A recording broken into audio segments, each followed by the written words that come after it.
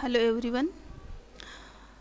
In previous lecture we learned about the routing, basic concept of routing, what is meant by routing and how it can handle the HTTP request. In today's lecture we learn the further part of the routing. In this lecture we see the type of routings. There are two type of the routing: conventional routing and attribute routing. Okay, first is the convention based routing.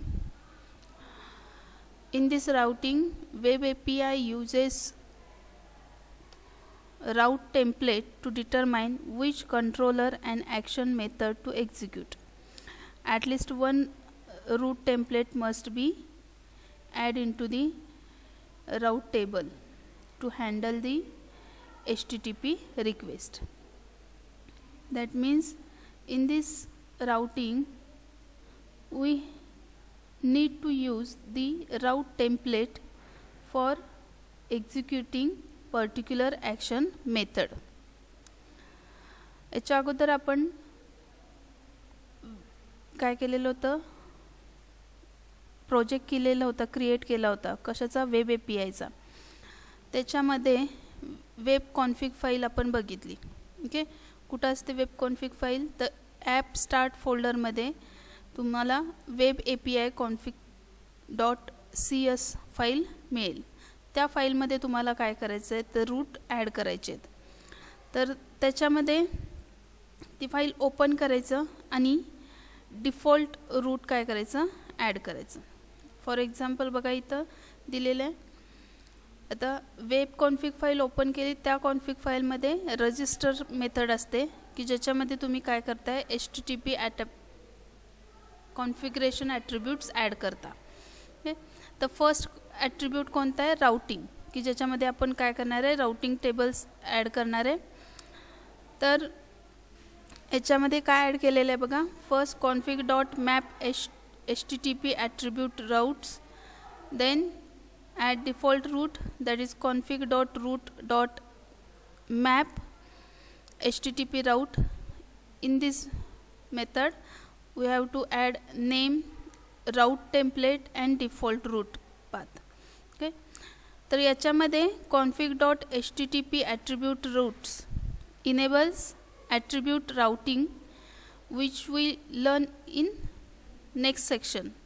Okay, only remember that this method used to enable attribute routing.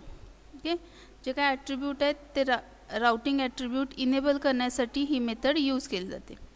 Next, config.root is a root table or root collection, okay, of HTTP root collection. Okay, म्हणजे याच्यामध्ये काय असतील तर सगळे route काय केले जातील, store केले जातील.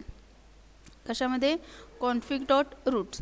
It is a route table और it is a collection of routes of HTTP root collection class. Then next is the default API root is the added into the root table using the map HTTP root. Okay, map HTTP root is the attribute used to add a default API root into the roots table. Okay, the map HTTP root method internally create a new instance of iHTTP root, that is interface, and it add to a HTTP root collection. Okay, म्हणजे काय तर map HTTP काय करेल तर instant create करेल इंटरफेसचा HTTP रूटचा आणि route collections त्याच्यामध्ये ॲड करेल. Okay, mostly map HTTP route कशासाठी यूज करतो आपण तर डिफॉल्ट API रूट ॲड करण्यासाठी. कशामध्ये, रूट कलेक्शनमध्ये. ओके, समजलं. याच्यामध्ये मॅप HTTP ॲट्रिब्यूट रूट काय करेल, इनेबल करेल काय तर HTTP attributes enable करेल. Next, config.root is a collection of all roots used for the web API. Then map HTTP root, add the root to this collection. Okay. Next, okay, see, if you want to add the new root manually into the your route table, then you can use the add method to add the root. Okay, आता याच्यामध्ये बघा default route add केलेला आहे. कोणता? Same use केले config dot map HTTP attribute root that enables all the attributes. Then default root is the variable. In that variable, add config dot roots create root is used to create the new root. Okay. याच्यामध्ये add केलेलं आहे path API/controller/ID जे आपण मागच्या वेळेला बघितलं. API is the literal for the web API, controller is the variable, ID is the variable. When you send the request, from that request name of the controller replaced here and parameter is replaced to the ID. Okay, parameter is the optional, but API and controller name is must. Then to add the root into the root table, use config.roots.add method and add the default API comma default root. Okay, that is default API root कोण add केलेला आहे आपण ह्या व्हेरिएबलचा add use करून. कुठला? Default रूटचा. म्हणजे हा जो असेल तुमचा तो काय असणार आहे? डिफॉल्ट रूट असेल. ओके, या पद्धतीने तुम्ही मॅन्युअली सुद्धा काय करू शकता? रूट्स ॲड करू शकता. Next is the list of parameters of map HTTP route method. Okay, वेगवेगळे पॅरामीटर्स आहेत. आपण कशामध्ये ॲड बघितलेले होते? तर प्रिवियस एक्झाम्पलमध्ये, बरं. मॅप रूटमध्ये बघा इथं name, route template, defaults, these are the parameters of map HTTP root. The name parameter is used to assign the name of the root. Then root template is the URL pattern of the root, that is the path. Then default and object parameter that include default root values. Okay, default root values तुम्हाला द्यायचे असतील तर तुम्ही default मध्ये देऊ शकता. Next, constraint. Then regex expression to simplify characteristics of the root values. Okay, म्हणजे याच्यामध्ये पर्टिक्युलर तुम्हाला जर काही कन्स्ट्रेंट्स द्यायचे असतील तर तुम्ही इथं देऊ शकता. म्हणजे कॅरेक्टरिस्टिक पर्टिक्युलर तुम्ही जे व्हॅल्यू एंटर करणार आहेत ते नंबर किंवा तुम्हाला स्ट्रिंगमध्ये पाहिजे असेल ते जर तुम्हाला इथं स्पेसिफाय करायचं असेल तर तुम्ही करू शकता. Next, handler is use to dispatch the request. Okay, the handler is used or it is a most important part that used to dispatch your request. That means it execute your request, HTTP request. Okay, next is the configure multiple routes. आता आपण एकच path add केलेला. आपल्याला जर multiple path add करायचे असतील तरी आपण करू शकतो. ओके, फॉर एक्झाम्पल बघा याच्यामध्ये first config dot map HTTP attribute route method use केलेली आहे की ज्याच्यामध्ये आपण काय करू शकतो?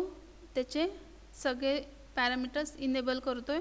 Then config dot routes dot map HTTP route name is equal to school. Then root template, that is API my school, ID defaults new, controller is equal to school, ID is equal to root parameter dot optional. Then constraint new ID is equal to person, काय दिले? /d. म्हणजे इथं काय केलेलं आहे? आपण एक नवीन route create केलेला आहे, त्याचं नाव आहे स्कूल. ओके, त्याचं URL पाथ असेल काय, default API my school is the controller name and ID is the optional, controller name is equal to school. Okay, default value assign केलेली आहे कंट्रोलरला स्कूल. ID रूट पॅरामीटर जो तुम्ही pass केलेला असेल तो ऑप्शनली असू शकतो, काही वेळेला सेंड केला असतो, काही वेळेला नाही. आणि ID हा कसा असला पाहिजे, /D म्हणजे काय असणार, इथं तुमचा ID नंबर फॉर्मॅटमध्येच असला पाहिजे, हे इथं कन्स्ट्रेंट दिलेलं आहे. ओके, म्हणजे याच्यामध्ये काय केलं, school route is configure before next is the default route. हा स्कूल रूट काय केला, क्रिएट केला. नेक्स्ट आहे default route. See configure dot route जो आपण प्रिव्हियस याच्यामध्ये केलेला होता, बाय डिफॉल्ट एक्झिक्यूट होईल. ओके, आता याच्यामध्ये तुम्ही एखादी रिक्वेस्ट सेंड केली, for example local host API my school ही रिक्वेस्ट जर तुम्ही सेंड केली तर पहिल्यांदा हा रूट चेक होईल, कोणता, स्कूल रूट. जर इथं मॅच झालं तर हे एक्झिक्यूट होईल, जर मॅच नाही झालं तर ते कुठं जाणार, डिफॉल्ट रूटला जाणार. ओके, म्हणजे काय, school route is configured before the default API route. So any incoming request will be matched with the school route first, then it will execute the school route, otherwise it will execute the default route.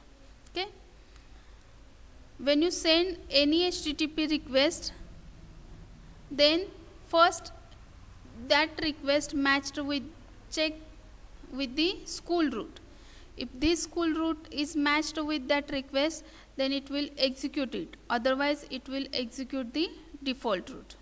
Okay, या पद्धतीने तुम्ही काय करू शकता, manually multiple roots याच्यामध्ये web config फाईलमध्ये add करू शकता. Okay, next type is the attribute routing. Attribute routing support in web API 2. Name implies attribute routing uses route attribute. Okay, जे तुम्हाला रूट डिफाईन करायचं असेल तर त्यासाठी तुम्ही काय यूज कराल, राउट ॲट्रिब्यूट यूज करणार आहे.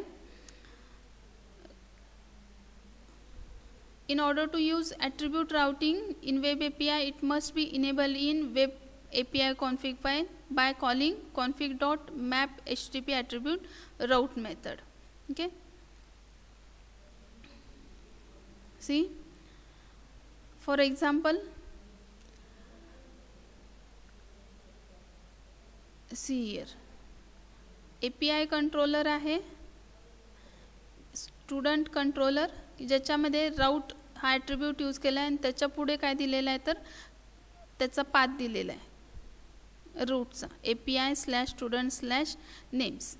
तर रूट ॲट्रिब्यूट डिफाईन करेल नवीन route API/student/name which will be handled by the get action method of student controller. Thus HTTP get request जी तुम्ही पास कराल ती काय करेल, हे स्टुडंट नेम्स डिस्प्ले करेल. या पद्धतीनं तुम्ही काय करू शकता, तर कंट्रोलरमध्येच तुमच्या मेथडच्या अगोदर रूट डिफाईन करू शकता. ओके, वेब कॉन्फिग फाईलमध्ये फक्त काय करणार तुम्ही, यूज करणार आहे map HTTP attribute route method, जी काय करेल, ॲट्रिब्यूट इनेबल करेल. आणि रूट डिफाईन करायचं नाही कशामध्ये, वेब API वेब कॉन्फिग फाईलमध्ये. तो डिफाईन कुठं करणार आहे तुम्ही, ॲट्रिब्यूट जर यूज केला तर तो डिफाईन करणार तुम्ही कुठं, कंट्रोलरमध्ये तुमच्या मेथड ॲक्शन मेथडच्या अगोदर. ओके, या पद्धतीनं पण तुम्ही काय करू शकता, रूट डिफाईन करू शकता. समजलं. ओके, तर आज आपण काय बघितले, ॲट्रिब्यूटचे टाईप राउटिंगचे टाईप बघितले. First is the convention based routing and second one is attribute routing. Conventional based राउटिंगमध्ये तुम्ही काय करत होता, वेब कॉन्फिग, बरं, वेब API config.cs फाईलमध्ये रूट काय करत होता, डिफाईन करत होता. आणि ॲट्रिब्यूटमध्ये तुम्ही कंट्रोलरचे जे ॲक्शन मेथड आहेत त्याच्या अगोदर डिफाईन करणार आहे route using the route attribute. Okay, Thank you.